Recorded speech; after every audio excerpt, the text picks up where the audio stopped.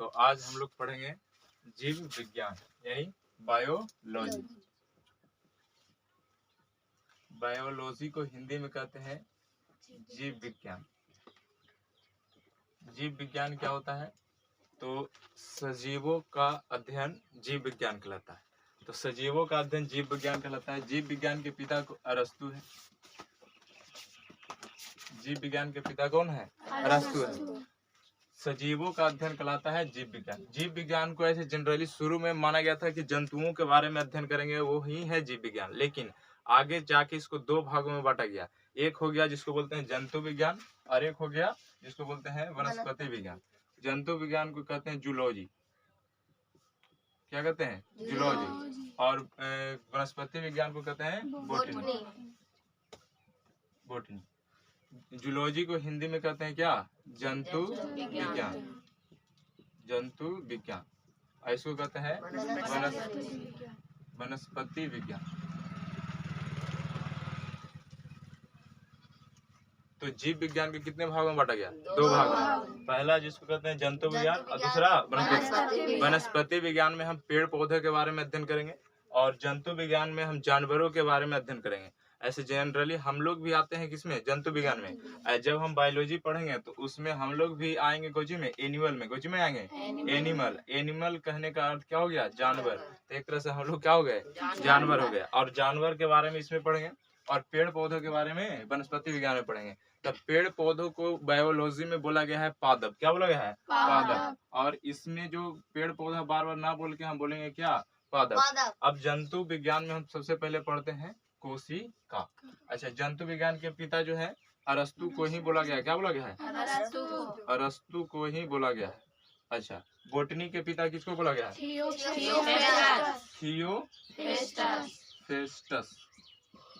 Theophrastus को बोला गया। तो बोटनी के जनक थियोफेस्टस और जंतु विज्ञान के जनक अरस्तु। लेकिन बायोलॉजी के पिता भी कौन हो गए? अरस्तु। और जंतु विज्ञान के पिता अरस्तु। लेकिन वनस्पति विज्ञान के थियोफेस्टस। थियोफेस्टस आया और बोले कि अब हम लोग इसमें बोटनी भी पढ़ेंगे, यानी कि पेड़ पौधे के बारे में भी पढ़ेंगे।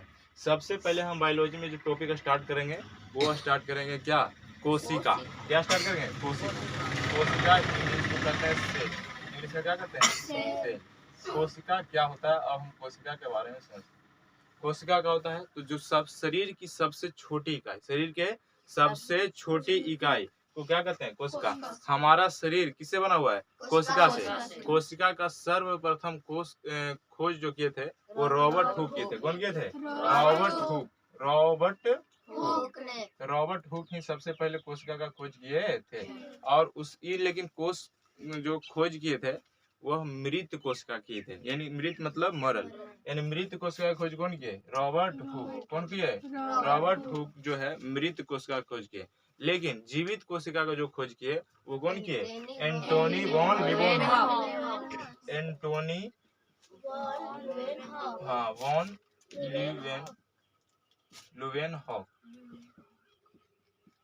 ये जो है जीवित कोशिका की खोज किए। और रॉबर्ट हुक जो किसका खोज किए? मृत कोशिका का खोज किए। तो कोशिका के बारे में इतना जानकारी हो गया। लेकिन हमारे शरीर में जो कोशिका है वो हमारे शरीर में सब जगह अलग अलग तरह की कोशिकाएं होती है। ठीक है? बाल में कुछ अलग कोशिकाएं, हाथ में कुछ अलग है।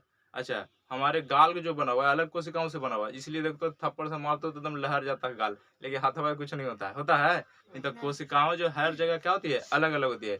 कहीं कहीं ज्यादा विनिर्माण को आप समझते हैं। कोशिका का विनिर्माण कोशिका का विनिर्माण। तो कोशिका का विनिर्माण सबसे ज्यादा हमारे शरीर में अगर होता है तो लीवर में होता है। कहाँ होता है? लीवर में। तो कोशिका का विनिर्माण जैसे मान लिया कि जैसे क्षति हो गई, जैसे हम लोग हाथ कट जाता है तो वहाँ पे फिर ज्वाइंट हो जाता है कि नहीं होता? ठीक हो जाता है। तो कोशिकाएं आपस में जुड़कर एक दूसरे को क्या कर लेती है? मिला लेती है, जिसको कहते हैं विनिर्माण। क्या कहते हैं? विनिर्माण। तो सबसे ज्यादा हमारे जो शरीर में है सबसे ज्यादा कहाँ होती है विनिर्माण? कहाँ होती है? कोशिका का लीवर में। कहाँ होती है? लीवर को हिंदी में क्या कहते हैं? लीवर को हिंदी में कहते हैं यकृत। क्या कहते हैं? यकृत। अच्छा, और सबसे कम और नहीं होता है तो सबसे कम मस्तिष्क में। किसमें? मस्तिष्क यानी ब्रेन। कुछ में ब्रेन में एकदम निर्माण होवे नहीं करता हमारे शरीर में। इसीलिए हम लोग जब मोटरसाइकिल चलाते हैं तो कहता है कि क्या लगाओ, हेलमेट लगाओ। अगर हेलमेट नहीं लगाओगे तो गड़बड़ा जाएगा, नहीं फाइन कर देता है 1000 चालान। अरे कसता है कि नहीं कसता है? तो हेलमेट जरूरी है कि नहीं जरूरी है? क्यों? क्योंकि इसमें कोशिका का निर्माण नहीं होगा। अच्छा मान लीजिए कि हम लोग गए, अच्छा लड़ाई है, हम देखो कोई एक आध लाठी मार देता है तो बड़का केस होता है कि अगर माथा में मार दिया तो केस लंबर होगा, नहीं होगा। अरे समझ आ रहा है? तो माथा जरूर बचाना है। इसलिए किसी को इसे लड़ाई झगड़ा कहेगा कि तो लड़ाई करता है तो कहता है कि माथा पर नहीं मारना, मारना तो और कहीं अलगे मारो।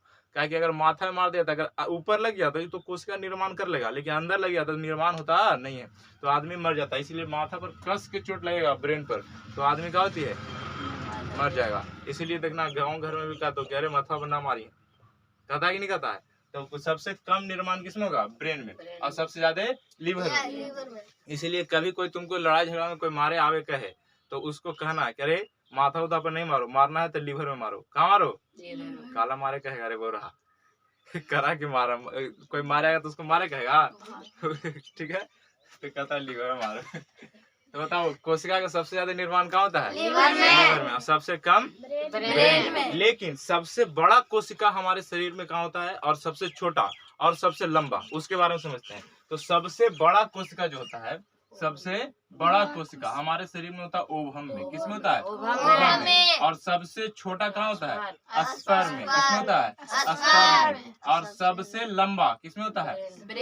ब्रेन में। क्या होता है? ब्रेन में। सबसे लंबा कोशिका होता है ब्रेन में। ओवम का अर्थ होता है अंडाणु। क्या होता है? अंडाणु। अंडाणु। ओवम का अर्थ क्या होता है? अंडाणु। ओवम का अर्थ क्या होता है? अंडाणु। इसका हिंदी होता है अंडाणु। क्या होता है? अंडाणु। और स्पर्म का क्या होता है? शुक्राणु। क्या होता है? शुक्राणु। और ब्रेन का होता है मस्तिष्क। नहीं होता है? मस्तिष्क होता है।